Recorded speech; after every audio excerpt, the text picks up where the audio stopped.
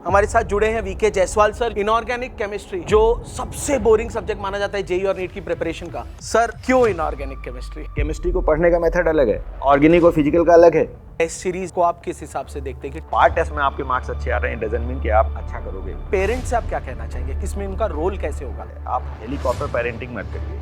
आज क्या है कि ऑनलाइन प्लेटफॉर्म आने से पेरेंट्स का 4 महीने में आईआईटी निकाल लो, 5 महीने में आईआईटी निकाल लो, 2 महीने में आईआईटी निकाल लो, नहीं होता है। ये तो केवल मार्केटिंग गिमिक है। कोई बच्चा जो एकदम स्पेसिफिकली डे 1 से आपको पता है कि भाई ये अच्छा निकाल लेगा रैंक। एक गुजरात से बच्चा आया था फेबर, लेकिन मेरा मानना है जो सीरियस लर्निंग है ना वो ऑफलाइन कोचिंग नहीं आती है। कभी कभी बच्चे का बैकलॉग हो जाता है। अब बैकलॉग को कैसे रिमूव करें? बच्चा क्या होता है, शाई होता है। It is a low scoring exam, लेकिन यूट्यूब पे जो ऑनलाइन क्लासेस होती है मेरा मानना है वो उतना फ्रूटफुल नहीं होता है। मैं मानता हूँ इंस्टीट्यूशन में आप स्टक कर गए हैं, क्योंकि क्या होता है आजकल ब्रांडिंग का खेल है। तभी मैं कह रहा हूँ टेक्नोलॉजी का इंटीग्रेशन एजुकेशन में जो है दैट इज़ वेरी गुड, लेकिन that should be used judiciously. नमस्कार, मेरा नाम मीरल शाह है और आज हमारे साथ एक ऐसी हस्ती जुड़ी हुई है जो पिछले 25 साल से बच्चों को जेईई और नीट की तैयारी कराते हैं। सिर्फ जेईई और नीट की तैयारी नहीं कराई है, इन्होंने बच्चों के लिए एक लेगेसी छोड़ी हुई है। इनऑर्गेनिक केमिस्ट्री जो सबसे बोरिंग सब्जेक्ट माना जाता है जेईई और नीट की प्रिपरेशन का, उसको इन्होंने इंटरेस्टिंग करके ऐसी 2 किताबें लिखी हुई हैं जहां पर बच्चे एनसीईआरटी के बाद अगर किसी चीज को बाइबल मानते हैं तो सर की इनऑर्गेनिक केमिस्ट्री की बुक है। वैसे इंट्रोडक्शन देने की जरूरत नहीं है, लेकिन फिर भी जिन लोगों को नहीं पता है उन लोगों के लिए हमारे साथ जुड़े हैं वीके जायसवाल सर, जो इनऑर्गेनिक केमिस्ट्री के गुरु माने जाते हैं, बादशाह माने जाते हैं। बेताज बादशाह बोल दीजिए, आप जो चाहे वो बोल दीजिए, बट सर हमारे साथ जुड़े हुए हैं। Thank you sir, thank you very much. It's an honour to have you on our channel sir. Thank you. Sir क्यों इनऑर्गेनिक केमिस्ट्री? सबसे पहले मैं थोड़ा सा अपना इंट्रो दे देता हूँ। आपने इंट्रो दिया है तो मेरा भी इंट्रो बनता है। तो एक्चुअली मेरी स्कूलिंग जो हुई वो यूपी में एक ज़िला है लखीमपुर खीरी, वहाँ से मैंने स्कूलिंग की। ओके। आफ्टर दैट मैंने पोस्ट ग्रेजुएशन लखनऊ से किया और मेरा टीचिंग में फ्लेयर था। तो during that my post graduation मैं बच्चों को गाइड भी करता था। तो फिर मैंने इसी टीचिंग फील्ड को अडॉप्ट किया और मैंने पहले फिटजी में एज ए टीचर ज्वाइन किया, फैकल्टी। उस समय तक क्या था कि इनऑर्गेनिक केमिस्ट्री का उतना जो है लोगों में रुझान नहीं था और आई थिंक कोई पढ़ाना भी नहीं चाहता था। आज भी ऐसे ही है, लेकिन उस समय एज ए चैलेंज मैंने इसको लिया क्योंकि मेरा स्पेशलाइजेशन भी इनऑर्गेनिक में ही है। ओके। फिर मैंने जो है इनऑर्गेनिक को स्पेसिफिक टीचिंग में अडॉप्ट किया और मैंने जो टीचिंग स्टार्ट की तो ग्रेजुअली मैंने देखा कि इसमें भी बहुत वर्क बाकी है। मतलब उसमें वर्क बाकी दूसरे एरियाज़ में हो चुका था, लेकिन इसमें बहुत ही स्कोप था। तो मैंने एज ए अपॉर्चुनिटी भी इसको लिया और मैंने स्टार्ट किया क्वेश्चंस फ्रेमिंग की। बच्चों को थोड़ा साइंटिफिक वे में उसको हम ले जाने की कोशिश करते हैं। एक बुक में लिखा होता है, लेकिन वो क्रैमिंग ना होके एक कॉन्सेप्चुअल बेस में मैंने इनऑर्गेनिक को डेवलप किया और मुझे सफलता भी मिली। तो इसी बात पर थोड़ा सा एक और डेप्थ में जाने की कोशिश करता हूँ। जिस फेज़ की आप बात करें, जब आपने शुरू किया बंसल सर के साथ 2004-2005, उसी फेज़ में शायद मैंने भी अपना करियर एजुकेशन में शुरू किया था। तो उस वक्त ये माना जाता था कि भाई जिसने इनऑर्गेनिक में मार्क्स निकाल लिए उसकी रैंक में बड़ा जंप आता है। बिल्कुल। क्या ये वो चीज़ अब फेस चेंज हो गया कि अब भी ये सही है कि इनऑर्गेनिक में जो बच्चा, स्पेशली ये जेईई में होता है क्योंकि जेईई में जनरली बच्चों को केमिस्ट्री में थोड़ा सा रुझान कम ही रहता है, तो ये जेईई के लिए तो ये 100% ट्रू हो जाता है कि भाई अगर आपने इनऑर्गेनिक केमिस्ट्री को अगर अच्छे से निकाल लिया तो आपकी रैंक में काफ़ी इजाफा आ जाएगा। ये बात बिल्कुल सही है, क्योंकि क्या है इनऑर्गेनिक पोर्शन को बच्चा जो है छोड़ देता है या अगर उसका, क्योंकि इनऑर्गेनिक में क्या होता है बच्चों को क्लियरिटी है तब तो वो अटेम्प्ट करेगा, अदरवाइज उसको स्किप कर जाता है तो उसकी रैंक डाउन होती है। तो अगर आपका इनऑर्गेनिक पोर्शन अच्छा है तो आप रैंक को इम्प्रूव कर सकते हैं डेफिनेटली, क्योंकि इंजीनियरिंग बैकग्राउंड का इंजीनियरिंग एस्पिरेंट्स जो है आईआईटी, उसका मैथ अच्छा है तो फिजिकल अच्छा कर लेता है। ऑर्गेनिक इनऑर्गेनिक में थोड़ा वो लैग करता है, ठीक है। तो मेरा मानना है कि अगर ये दोनों सब्जेक्ट बच्चे अच्छे कर लेता है तो डेफिनेटली उसकी रैंक बहुत अच्छी आएगी, उसको अच्छा ब्रांच मिलेगा। जो बच्चा ब्रांच के लिए फाइट करता है या टॉप 7 आईटी के लिए फाइट करता है तो उसमें उस समय उसका रोल हो जाता है, क्योंकि आपके मार्क्स अच्छे आ सकते हैं। अच्छा, दूसरी बात यह है कि ये लेस टाइम टेकिंग है। वही 5 मार्क्स या 4 मार्क्स आपको मैथ में ज़्यादा एफर्ट डालने पड़ेंगे। अगर आपकी मैथ मॉडरेट है, अच्छी है, तब तो ठीक है, लेकिन इनऑर्गेनिक में अगर आपको आता है ना तो लेस टाइम में यू गेट फुल मार्क्स। समझ गया।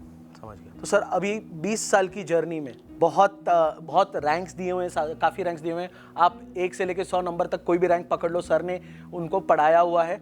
तो सर कैसे बच्चों का जो प्रिपरेशन का मोड है जब आपने शुरू किया था और जब आज की तारीख में हम देख रहे हैं इतनी बड़ी टेक कंपनीज आ गई हैं, सारा हो गया है, तो आपने क्या चेंज देखा है पूरी जर्नी में, क्योंकि आपने तो सभी कुछ देखा हुआ है। नहीं, हमने तो उस समय स्टार्ट किया था जब बिल्कुल आपको टेक्नोलॉजी बिल्कुल इंटीग्रेट हुई नहीं थी। अब तो बहुत इंटीग्रेशन हो चुका है टेक्नोलॉजी का। लेकिन मेरा मानना है जो सीरियस लर्निंग है ना, वो ऑफलाइन कोचिंग में ही आती है। करेक्ट। मेरा जहाँ जो पे टीचर का एक पर्सनल अटेंशन जो बैठ जाता है। हाँ, गुरु शिष्य परंपरा जो थी ना, एक फिजिकल जो आपका प्रेजेंस होता है उससे बच्चा मोटिवेट होता है। ऑनलाइन में है, ऑनलाइन में बच्चा सेल्फ मोटिवेटेड होना चाहिए। और मेरा मानना है self motivation towards JEE preparation, towards NEET preparation बहुत कम बच्चों में हो पाती है। 2 साल तक सस्टेन करना होता है। सस्टेन करना बहुत मुश्किल होता है।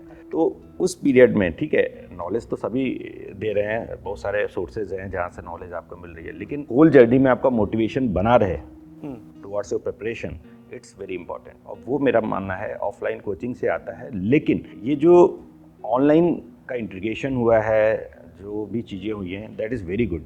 लेकिन ये एक सपोर्ट सिस्टम में बहुत अच्छा लोग बच्चे को वर्क करते हैं। इसको प्राइमरी नहीं यूज करना प्राइमरी नहीं, मेरा सप्लीमेंट्री यूज करो। As a support system it is a very good. अगर कोई बच्चा कोटा नहीं आ सकता या दूसरे सेंटर पे नहीं जा सकता, तो वो एक सपोर्ट सिस्टम को लेके अच्छा कर सकता है। बिल्कुल। लेकिन इसमें मेरा मानना है कि डिस्ट्रैक्शन बहुत है। डिस्ट्रैक्शन इतना ज़्यादा है कि अगर आप यूट्यूब पे क्लास कर रहे हो तो ठीक है, आफ्टर क्लास या ड्यूरिंग क्लास आपको कोई टॉपिक नहीं समझ, आप कहाँ भटक गए पता नहीं चलता फ्रैक्शन ऑफ सेकंड में, क्योंकि माइंड जो होता है ना बहुत जल्दी डिविएट होता है। तो मेरा मानना है कि इसके लिए एक या तो डेडिकेटेड एजुकेशनल प्लेटफॉर्म हो, यूट्यूब पे ये चीज़ें नहीं आनी चाहिए। सही है, बिल्कुल बिल्कुल। सो यूट्यूब को आप एक लर्निंग मोड पर नहीं ले सकते, आप उसको एक सपोर्ट सिस्टम मेरा कहना है एक डेडिकेटेड प्लेटफॉर्म गवर्नमेंट फॉर्म करे या कोई कुछ लोग कर भी रहे हैं, ऐसा नहीं, कुछ अच्छे लोग हैं जिन्होंने अपना डेडिकेटेड ऐप दिया है। लेकिन यूट्यूब पे जो ऑनलाइन क्लासेस होती है, मेरा मानना है वो उतना फ्रूटफुल नहीं होता है। सर अब आजकल एक और चीज डेवलप होने लगी है, क्योंकि बच्चा इतने सारे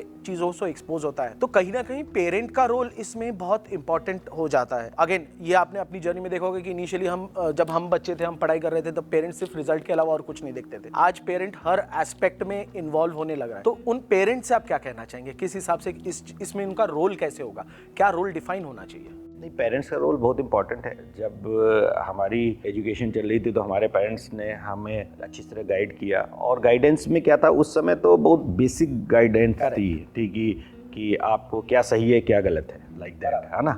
वो पेरेंट्स हमें बताते थे और पहले से इन्फॉर्म करते थे, तो हम उस चीज़ से अवेयर थे। आज क्या है कि ऑनलाइन प्लेटफॉर्म आने से पेरेंट्स का जो है चैलेंज बढ़ गया है, मेरा मानना है।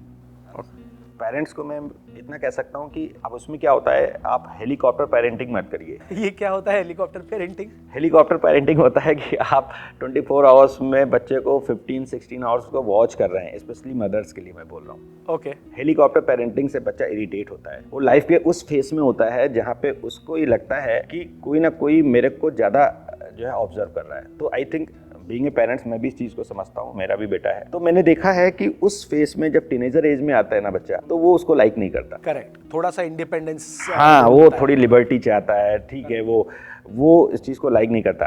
बिफोर दैट ठीक है, आपने पेरेंटिंग अच्छी की, बच्चे को पढ़ाया, स्कूल होमवर्क सब किया, अब वो चाहता है कि मेरे भी कुछ डिसीजन मेकिंग हो, कुछ मैं अपने अकॉर्डिंग सोच सकूं, और सोचता भी है, और वो चाहता भी है कि ज़्यादा इंटरफेरेंस नहीं हो। तो उसके लिए मैं पेरेंट्स को कहता हूँ आप मॉरल सपोर्ट दीजिए, उसको अननेसेसरी गाइडिंग मत दीजिए।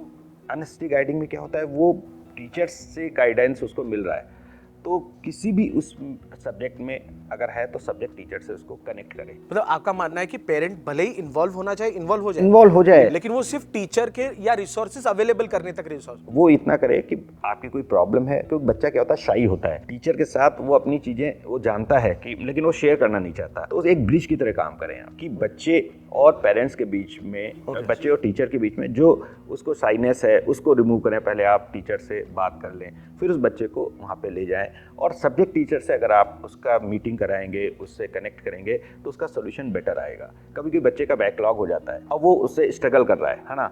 अब बैकलॉग को कैसे रिमूव करें, और उसके दिमाग में चीज़ें नहीं आ रही हैं। जबकि क्या होता है बैकलॉग में, मैं मोस्टली बच्चों को ऐसा समझता हूँ कि वो क्या करते हैं, करंट को छोड़ देते हैं और पिछला ही कवर करते रहते हैं बैकलॉग को, वो बैकलॉग को बढ़ता रहता है, और फिर जो करंट है वो बैकलॉग में चला जाएगा। और होना क्या चाहिए कि आपको करंट को अपडेट रखना है और बैकलॉग को धीरे धीरे करना है।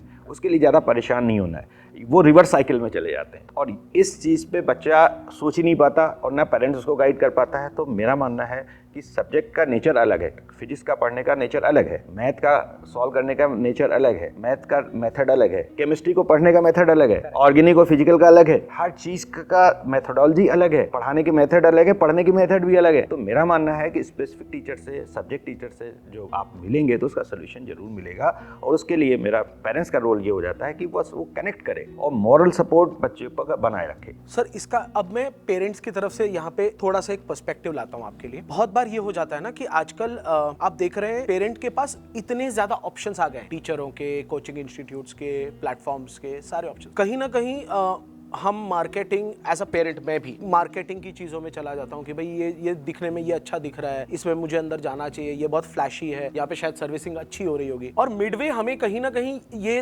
डर या ये एहसास हो जाता है कि यार ये चॉइस शायद मेरी गलत थी।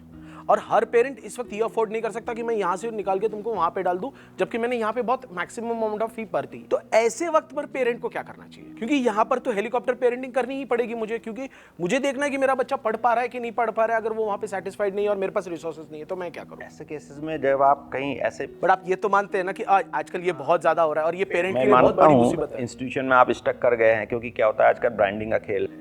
करेक्ट, ठीक है, और ब्रांड पे पेरेंट्स भी जाते हैं, बच्चा भी जाता है और कई इंस्टीट्यूशन में आप स्टक कर गए हैं जिसमें आपको प्रॉपर रिजल्ट नहीं मिला, प्रॉपर आपकी एक्सपेक्टेशन मीट आउट नहीं हो रही है या बच्चे को प्रॉब्लम आ रही है। तो ऐसे केस में आप तो पहले तो उसी सिस्टम में बात करें, ठीक है, पहला सोल्यूशन वही है। हाँ 100%। अगर उसके बाद भी अगर वो चीज़ें नहीं हो रही हैं तो फिर आप सपोर्ट सिस्टम पे जाएं, क्योंकि आप डिले नहीं कर सकते एक टाइम के बाद। तो सपोर्ट सिस्टम में कुछ चीज़ें आती हैं, जैसे कुछ ऐप हैं अच्छा काम कर रहे हैं, कुछ ऑनलाइन सपोर्ट है, स्पेशली बैकलॉग में वो अच्छा सपोर्ट करते हैं। क्योंकि क्या है, इंस्टीट्यूशन में अगर चीज़ें आगे निकल गई तो वो बैकलॉग में बच्चा जाता है, उसका टाइम बहुत किल होता है, डाउट काउंटर पे जाएगा, वहाँ लाइन लगी हुई है, 1 डाउट के लिए 2 डाउट के लिए बेचारा वो जो है, या 10 डाउट के लिए 1-2 घंटे कंज्यूम कर रहा है, तो उसके पास टाइम नहीं हो रहा है। तो उस केस में ये सपोर्ट सिस्टम अच्छा है। तभी मैं कह रहा हूँ टेक्नोलॉजी का इंटीग्रेशन एजुकेशन में जो है दैट इज़ वेरी गुड, लेकिन that should be used judiciously. मतलब आप ऑफलाइन कोचिंग को ऑनलाइन कर देंगे तो उसको टेक्नोलॉजी का इंटीग्रेशन नहीं कहा जाएगा? नहीं कहा जाएगा, नहीं कहा जाएगा। आपने ऑब्वियसली ये पूरा जर्नी भी देखा है, जहाँ पे 2013-14 से जब से ये टेक्नोलॉजी को पिकअप मिलने लगा है, बहुत सारी कंपनीज हैं जो आई हैं। टेस्ट सीरीज को आप किस हिसाब से देखते हैं कि टेस्ट सीरीज में बच्चे के लिए क्या इंपॉर्टेंट होना चाहिए? टेस्ट सीरीज मेरा मानना है तब लेनी चाहिए जब आपका सिलेबस कंप्लीट हो जाए। आजकल मार्केटिंग है, हर लोग जो है मिडवे में टेस्ट सीरीज शुरू कर देते हैं, सब कुछ शुरू कर देते हैं, पार्ट टेस्ट शुरू कर देते हैं। मेरा मानना ये है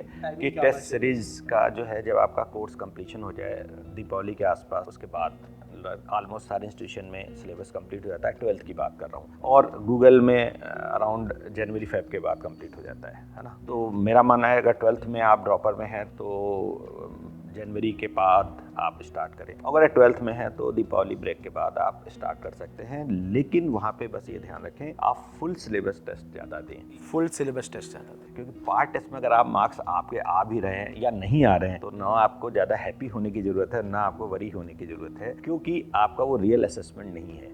समझ गया। रियल असेसमेंट आपका क्या है, फुल सिलेबस टेस्ट में आपके मार्क्स जैसे आते हैं उस पर फिर आपको वर्क करना है, कौन सा आपका वीक एरियाज है, कौन आपका स्ट्रॉन्ग एरियाज है। और मेरा मानना है कि बच्चे के टॉपर की मैं बात नहीं कर रहा हूँ, एवरेज बच्चे की बात कर रहा हूँ, जो मीडियोकर बच्चा, ज़्यादा परसेंटेज यही होता है, उस बच्चे के 2 सब्जेक्ट अच्छे होते हैं, एक में स्ट्रगल करेगा वो। नॉर्मली ऐसा होता है, ड्यूरिंग प्रिपरेशन भी ऐसा ही होता है कि उसकी लाइकिंग 2 सब्जेक्ट में होती है और तीसरे के साथ जिसकी लाइकिंग नहीं होती उसको छोड़ता चला जाता है। करेक्ट। तो अब अगर आपको बहुत हाई एस्पिरेंट नहीं है, आपको बहुत अच्छी रैंक के लिए अगर आप फाइट नहीं करें तो पहले अपने 2 सब्जेक्ट को स्ट्रॉन्ग करें जिसमें आप अच्छे हैं ऑलरेडी, और फिर तीसरे सब्जेक्ट को एक आप ऐसा करें कि उसका आपका एटलीस्ट कट ऑफ क्लियर होना जरूरी है। समझ गया। तो एक कॉमन मिनिमम प्रोग्राम को आपको सेट करना पड़ेगा, ठीक है। अब आप तीनों के लिए अगर इक्वली करोगे कि मैं इक्वली गुड हो जाऊं तो ऐसा बहुत मुश्किल होता है। समझ गया। इक्वली गुड जो होता है वो बच्चा फिर टॉपर की रैंक में चला जाता है, रैंक होल्डर की रैंक में जाता है। एक मैं मीडियोकर बच्चे के लिए बात कर रहा हूँ कि जो एक एवरेज बच्चा है जिसके लिए NITs या GFTIs एक टारगेट बेस बन जाते हैं। नहीं, IIT में भी अच्छा बच्चा कर सकता है। IIT is a low scoring exam, ऐसा नहीं है बहुत अच्छा है, बहुत हाई एग्जाम के लिए जरूरत है। अगर आपके 2 सब्जेक्ट अच्छे हैं और तीसरे में अगर आप उसको कट ऑफ क्लियर करते हो easily you can be selected. तो सर ये ऐसी सिलेक्शन की कुछ जर्नीज, आपने तो इतने रैंकर्स दिए हुए, कुछ कोई बच्चा जो एकदम स्पेसिफिकली बहुत एकदम डे 1 से आपको पता है कि भाई ये अच्छा निकाल लेगा रैंक? नहीं, अच्छे बच्चे तो नॉर्मली शुरू से अच्छे होते हैं। एक मैं मीडियोकर बच्चे की बात करता हूँ, हाँ। एक गुजरात से बच्चा आया था, फेबर करके, हमारे वाइब्रेंट जब हमने स्टार्ट किया था 2009 में, उसी समय की बात है, नहीं 9 में स्टार्ट किया, 2010 की बात है। तो हमारे लोअर बैच में बच्चा वो आया था, फेबर करके नाम था, क्यू बैच में। हाँ, सर नेम मेरे को याद है, एग्जैक्ट नेम तो अभी याद नहीं है। क्यू बैच में बच्चा था वो। ओके। तो हमारा पी क्यू का भी लास्ट बैच, पी सीरीज चलती है, फिर क्यू सीरीज में लास्ट बच्चा था, और मतलब बॉटम से सेकंड या थर्ड में बैच में होगा। तो उसने क्या किया, आप देखिए कि वो बच्चे ने, अब नॉर्मली क्या होता है, बच्चे के दिमाग में आ जाता है कि यार मैं लोअर बैच में हूँ तो मैं सेलेक्ट नहीं हो सकता, वो साइकोलॉजी बन जाता है। हाँ, एक एनवायरनमेंट भी ऐसा होता है कि यार मैं, तो उस बच्चे ने कुछ नहीं सोचा, बस वो क्या करता, पढ़ता था जो पढ़ाया गया, होमवर्क सिंसियरिटी के साथ करता था। और होमवर्क में भी मैं आपको बताऊँ, बच्चे नॉर्मली क्या करते हैं, यहाँ पे एक मैं ऐड करना चाहूँगा पेरेंट्स के लिए भी, कि नॉर्मली क्या होता है, हम ये सोचते हैं कि जो पेरेंट्स, जो हमें क्लास होमवर्क मिला है, जो उसको हमें 100% सॉल्व करना है, 100% सॉल्व नहीं करना, 100% अटेम्प्ट करना होता है। तो बच्चे और पेरेंट्स ये ध्यान से सुनिए, सर क्या बोल रहे हैं, होमवर्क पूरा सॉल्व करो ना करो, लेकिन अटेम्प्ट हर क्वेश्चन सॉल्व तो आप कर ही नहीं सकते ना, कर ही नहीं सकते। करेक्ट। तो हमें अटेम्प्ट पे ज्यादा ध्यान देना है। अटेम्प्ट करना होता है। अब बच्चा क्या होता है, सॉल्व करने के लिए उसमें पूरा टाइम कंज्यूम करता रहता है, तो उसका इसीलिए बैकलॉग होता है। ओके। आप पर्टिकुलर सब्जेक्ट पे जो आपकी लाइकिंग है उसमें ज़्यादा समय दे दिया, तो आपके पास समय ही नहीं बचेगा रेस्ट ऑफ द सब्जेक्ट का होमवर्क करने का। समझ गया। तो नॉर्मली क्या होता है, आपका 100% अटेम्प्ट करना है, 100% को सॉल्व नहीं करना है। सॉल्व तो होगा ही नहीं, सॉल्व कब होना है, आफ्टर क्लास। बिफोर क्लास आपका 100% अटेम्प्ट है, after completing the class, joining the class, जो टीचर ने बताया है उसके बाद फिर आपको 100% सॉल्व करना है। समझ गया। जो आपके पास, जो आपकी प्रॉब्लम नहीं हुई, वो आपको बाद में सॉल्व करना है, उसको 100% आप जो सोल्यूशन लिस्टेड है उस पर कंप्लीट करिए। तो आपके 2 अटेम्प्ट बन गए। जो प्रॉब्लम आपका फर्स्ट अटेम्प्ट में था वो तो हो ही गया, सेकंड अटेम्प्ट में आपने उसको ट्राई किया, नहीं हुआ, टीचर के साथ उसने आपने समझा, लेकिन वो टीचर के साथ आपने सॉल्व किया क्लास में बैठ के, अभी भी उसमें आप कच्चे हो। फिर अब आपको क्या करना है, फिर उसी को खुद से सॉल्व करिए और फिर सोल्यूशन लिस्टेड पे लिखिए, उसको स्टार मार्क करिए कि ये आपको रिवीजन के टाइम पे जरूर देख के जाना है कि ये आपकी मिस्टेक है। रिवीजन बच्चा करता है तो सब कुछ रिवीजन नहीं करना, इन्हीं स्टार मार्क जो प्रॉब्लम है इन्हीं को रिवाइज करना है, क्योंकि जो आपका फर्स्ट अटेम्प्ट में प्रॉब्लम हो गया वो तो आपका बाद में भी हो जाएगा, क्वेश्चन में आएगा तब भी हो जाएगा, उसको रिवीजन के लिए आपको इतना जरूरत नहीं है। जिसमें आपने मिस्टेक की है उसको रिवाइज, बस उसको आपको करना है। हम फेबर की जर्नी सुन रहे थे।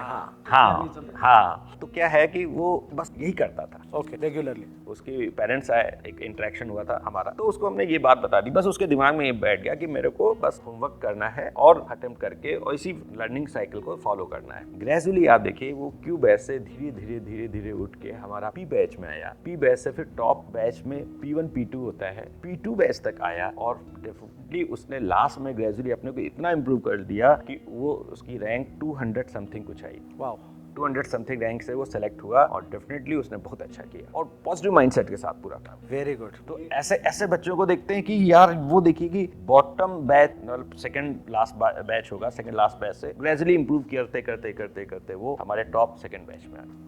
Nice, very good. ये मैं बच्चों को बोलता हूँ एक मोटिवेशन है जहां पर आपने गुरु आज्ञा को एकदम पकड़ के चले और अपना पेशेंस नहीं खोए 2 साल की जर्नी में, और अपना दिमाग उसने नहीं लगाया, अपना दिमाग नहीं लगाया, किसी और का दिमाग भी नहीं लगाया, गुरु आज्ञा को वो फॉलो करते गया। तो मतलब ये आजकल हम बहुत सुनते हैं, मतलब ये जब भी मेरे को मैं स्क्रॉल करता हूँ तो मुझे ये बहुत आता है कि भाई 4 महीने में IIT निकाल लो, 5 महीने में IIT निकाल लो, 2 महीने में IIT निकाल लो। तो बेसिकली ये वो होते हैं जो शायद सच भी होता होगा, उन्होंने निकाल लिया होगा, लेकिन वो एक आउटलायर हो जाता है। नहीं होता है, ये तो केवल मार्केटिंग गिमिक है, कुछ नहीं होता। हाँ, ये बेकार की बात है। ओके। 5 महीने में कोई IIT थोड़ी निकलता है, नहीं होता है। अगर आपकी प्रिपरेशन है तो 5 महीने में आप उन चीज़ों को पॉलिश करके रिवाइज करके अच्छा कर सकते हैं। अगर आप रॉ हैं 5 महीने में, तो मेरा मानना है कि स्क्रैच से तो नहीं होता, स्क्रैच से नहीं होता। ध्यान रखिएगा भैया दीदी, यहाँ 25 साल का एक्सपीरियंस है, वो 25 महीनों का भी एक्सपीरियंस नहीं है। सर, एक ऐसे कोई बच्चे जिन्होंने भले ही रैंक एवरेज आई हो या नहीं भी निकाला हो सिलेक्शन IIT का, बट वो बच्चा आपके दिमाग में रह गया क्योंकि उसने फाइट मारी है, ऐसे कुछ बच्चे? हाँ, काफी बच्चे हैं जो मतलब, लेकिन वो अपने खुशी से, मजे से, वो मजे के लिए पढ़ रहे हैं, मतलब वो रैंक के लिए ऐसे नहीं, एक बच्चा ऐसा था जो आप ये सोचिए कि उसकी मेंस में 5000 समथिंग कुछ रैंक आई। ओके। और एडवांस में उसके 3 डिजिट में रैंक आई। नॉर्मली ऐसा होता है कि जो कहते हैं यार मेंस में तेरे मार्क्स नहीं आए तो एडवांस में कैसे आएंगे। लेकिन दोनों एग्जाम का जो पर्सपेक्टिव, हाँ जो पर्सपेक्टिव है वो डिफरेंट है। हाँ, ये मैं भी बताता हूँ बच्चों के कि भाई अगर आपने मेंस निकाल लिया तो इसका मतलब ये नहीं है कि आप एडवांस निकाल लोगे, या अगर मेंस में आप थोड़ा सा पीछे रह गए हो तो ऐसा नहीं है कि आपकी एडवांस, क्योंकि एडवांस में आपको उस दिन कुछ चीजें क्लिक होनी है तो आप आगे निकल जाओगे। बिल्कुल।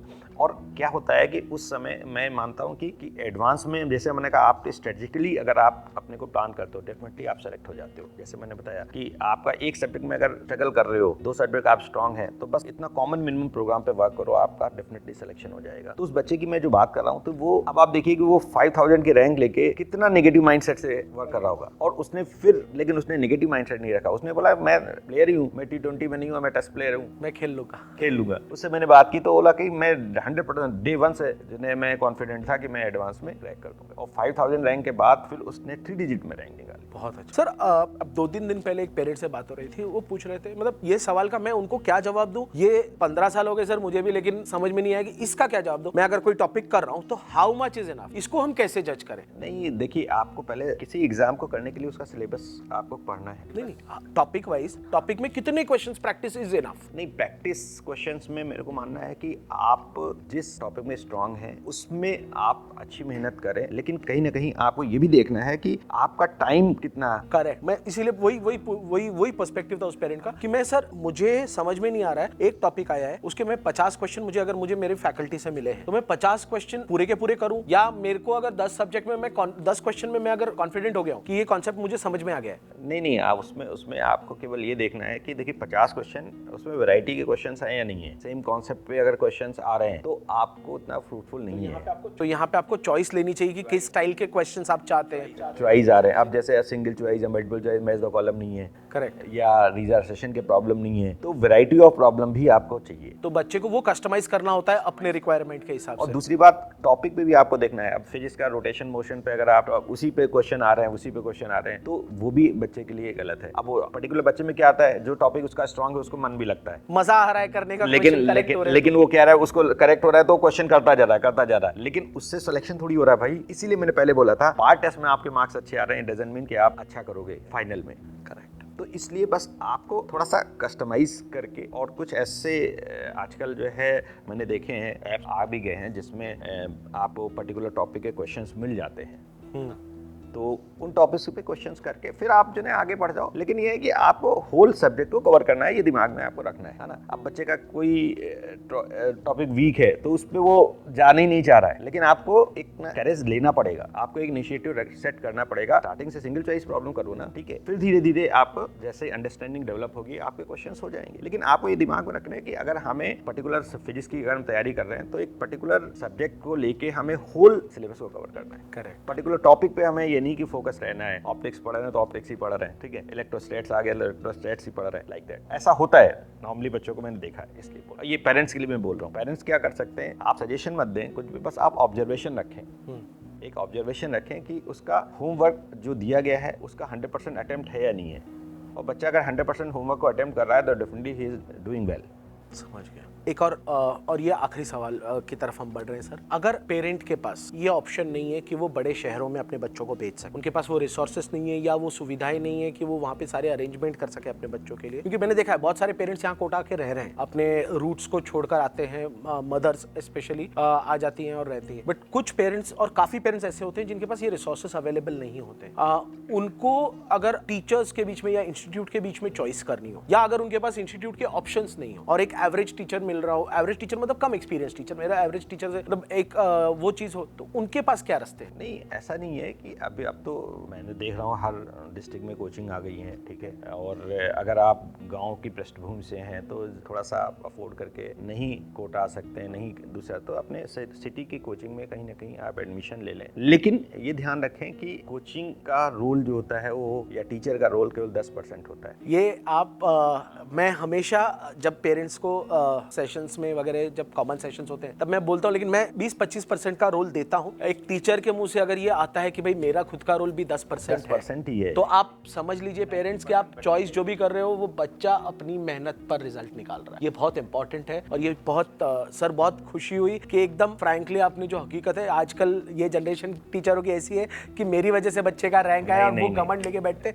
लेकिन आज भी वो एक जो ह्यूमिलिटी आपने दिखाई है इस वक्त, वो पेरेंट्स के लिए बहुत इंपॉर्टेंट है जानना कि अपने बच्चे को सही दिशा देने वाले फैकल्टी चाहिए होते हैं। वो 10% रूल बहुत इंपॉर्टेंट होता है, लेकिन बच्चे की मेहनत भी उतनी ही इंपॉर्टेंट। वही मैं कह रहा हूँ, बच्चे की मेहनत ज्यादा है लेकिन वो 90% ट्वेल हो जाएगा अगर 10% उसको प्रॉपर नहीं मिलेगा। 10% का सर वो चाहिए। अब वो 10% कैसे सिलेक्ट करें? 10% का सिलेक्शन मैंने कहा ना, ऑफलाइन एक आने से आपका एक रिदम बन जाता है, रूटीन बन जाता है, आपका डिसिप्लिन बन जाता है, उसको फॉलो कर रहे हैं। होमवर्क आपको मिलेगा, उसको आप करते रहें सिंसियरिटी के साथ। साथ में आजकल कोई सपोर्ट सिस्टम ले लें। अगर आपको कहीं कोई दिक्कत आ रही है, आपको लग रहा है हमें इन टीचर का नहीं समझ में आ रहा है, तो बहुत सारे ऑनलाइन में कुछ या चीज़ें हैं जो आपको सपोर्ट सिस्टम में दे सकते हैं। उसको फॉलो करके आप अपनी जर्नी को कंटिन्यू कर सकते हैं। लेकिन मेरा मानना है कि आपको हाइब्रिड मॉडल पे ही आना पड़ेगा। प्योर ऑनलाइन से आप पढ़ाई करेंगे लेकिन रिजल्ट नहीं आएगा। Very well said sir, I couldn't have told it better. आपको क्या लगता है? आपने अकेडजा का प्लेटफॉर्म देखा है, आपने बाकी सारे प्लेटफॉर्म्स देखे हैं, क्या डिफरेंट है अकेडजा, क्यों डिफरेंट है? अकेडजा के बारे में जो मेरे को बेस्ट चीज़ जो लगी ना, वो कहीं ना कहीं प्योरली स्टूडेंट के सक्सेस में डेडिकेशन है उसमें, और कहीं डिस्ट्रैक्शन नहीं है। ओके। नॉर्मली ऑनलाइन के प्लेटफॉर्म में डिस्ट्रैक्शंस होते हैं, यूट्यूब है एंड ऑल। केवल इसमें जो मेरे को दिखा, ये टोटली डेडिकेटेड है टुवर्ड्स स्टूडेंट लर्निंग।